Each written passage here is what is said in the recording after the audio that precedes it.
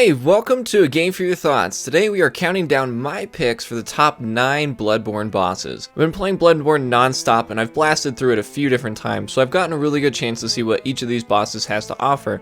I'm going to be basing this list off of the boss's visual design, their difficulty, and how the arena plays into the fight. So, I want to kick this list off with number 9, the One Reborn.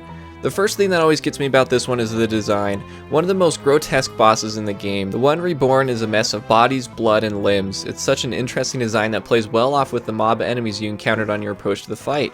With the right tactics, this boss can be a simple brawl, but having to fight the witches was a really cool twist that made for a good mix-up. But once the bell-ringing ladies are out of the picture, this is a one-on-one duel that requires precise spacing. The arena is large and leaves plenty of room to fight this oversized monstrosity, but for me, keeping close and finding spaces to avoid flailing limbs and AoE damage made this a more strategic fight than I was planning on. Number 8, the Bloodstarved Beast. One of the most memorable fights due to its high poison damage, wild design, and fast attacks. Coming prepared to this fight can benefit you in several ways. Its flappy mess of flesh makes it look less like a Metallica fan and more like what your parents warned you about was hiding under your bed. Using the environment to clear space when you need a refill on help can make this a good example of using the arena to your advantage. The long haul also gives you space to clear out when you need to, but also can hurt you due to the Bloodstarved Beast's aggressive and wild attacks. Using fire, paper, and have plenty of antidotes can give you hope for victory, though this beast will make sure that your path to a win isn't going to be pretty. Number 7, Rom, the Vacuous Spider. Little Rom is a big turning point for the game and does a great job of standing out. The army of spiders will make the slightest arachnophobe cower in fear. Dropping into the arena sets a relaxed expectation, though when the group of spiders rise up and start doing serious damage, you know it's not going to be like smashing spiders with a shoe. It's going to be more like trying to catch a spider that's on your wall with a Tupperware that is smaller than the arachnid itself, but with a large open space to run around and manage a large crowd of spiders can help ease some stress. For me, I found getting the little ones out of the way by luring them away from their massive mama was the best tactic, then run in and do some serious damage until Rom takes her leave to find a different place to cower in fear. Number 6, the Shadows of Yharnam.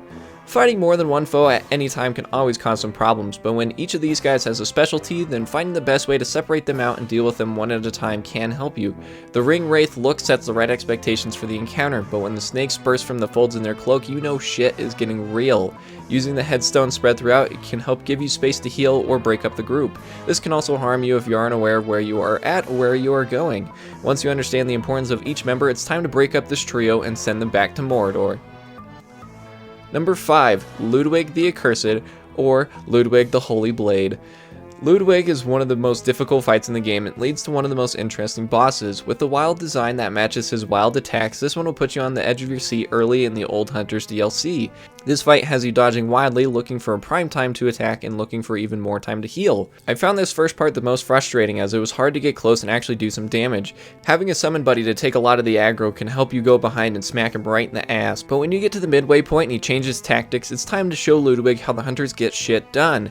The arena look-wise is very intimidating and the use of blood and bodies makes for some rough terrain, but the narrow walls make this so that clearing space is hard to do. This doesn't help the difficulty of one of the game's most bizarrely designed characters. Number 4, Father Gascon. The first major fight in the game sees you going up against this beast of a man.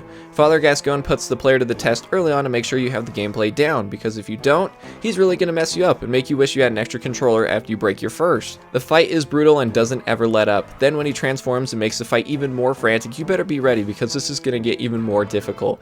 But getting past this point gives you a solid boost of confidence that you'll need to get through the rest of this grueling game. The headstones and trees peppered through this arena gives you space to breathe and pump a few blood vials. Beware though, as this can also lead to your downfall if you're not careful. Number 3, Gearman, the First Hunter. The final boss of Bloodborne is no joke. Gearman was with you your whole journey and ends up being the final stop. His large scythe does a lot of damage and his 3-hit combo can really mess you up, but using the wide open space to move around and find the right times to get your combos in can make this less of a one-sided affair. The look of the arena is gorgeous with the field of white flowers setting a divine setting for a final fight. Don't let this distract you as you need to be watching Gearman the whole time and losing sight of him could cause your doom. When he kicks it up to 11 and goes Super Saiyan, the fight only gets more tense, so be ready. If you complete the right tasks, this fight ends with you going right into another boss that completes your epic journey through the world of Bloodborne. Number 2, Lady Maria of the Astral Clock Tower. My second pick goes to the lovely and very deadly Lady Maria. She caught me off guard on my first playthrough. Coming right after the Living Failures fight, she kicks you into shape thinking the rest of the DLC would be a walk in the blood-soaked park. Combining blood and fire effects makes her attacks do brutal damage, but recognizing the times to dodge and when the best times for a parry are can make her more manageable. The arena doesn't offer any help as it's fairly small, making sure that clearing space isn't going to be easy. When you get a feel for how this duel plays out, it makes victory one of the most satisfying feelings ever. Another test of the player's true skill makes Lady Maria one of the best fights in the game. So as this is a top 9 list, I can only pick so many, so here I'll give some shoutouts to some of the fights I wish could have made the cut. The Cleric Beast.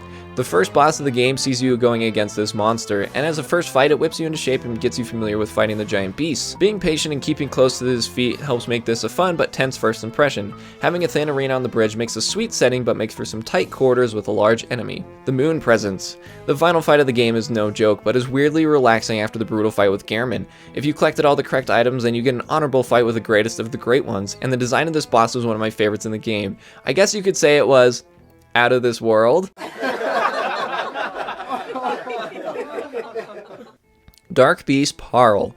After getting kidnapped by a snatcher and sent to Yargul, one of the only ways out is through this wild animal. Approaching the arena got me excited to see what I was dealing with, and it did not disappoint.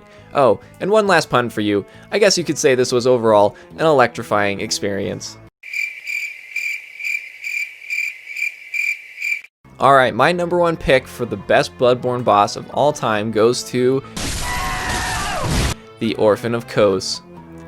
Oh boy, saw this one coming, didn't ya? The Orphan of Coast is no joke. This fight literally took me hours on my first try and got my heart racing on every attempt. My grip on the controller tightened the longer the fight went on. The Orphan doesn't even give you room to breathe with his constant barrage of attacks, and if you dodge the wrong way, you're gonna pay for it. Constant trial and error and straight up getting good will help you beat this fight. The arena is weirdly beautiful in its own messed up way, though using the open ocean to help move around more can help you study this guy's attacks. It may seem frantic and wild, but there is a pattern to the madness and is one of From Software's greatest creations. The utter focus required to take on this monster is godlike, but when you finally get that killing blow, the shouts of joy will be louder than his terrifying cry. So there you have it. My favorite Bloodborne bosses weren't always pretty, but overall some of my most favorite gaming memories. So let me know down in the comments below, what are your picks for Bloodborne's greatest battles? And while you're down there, don't forget to like, subscribe, and hit the bell to get notified every time I post a new video. That would be awesome. And if you liked hearing me talk about Bloodborne, don't forget to go check out my review on the game. Thanks again for watching, and I'll catch you guys next time on A Game for Your Thoughts.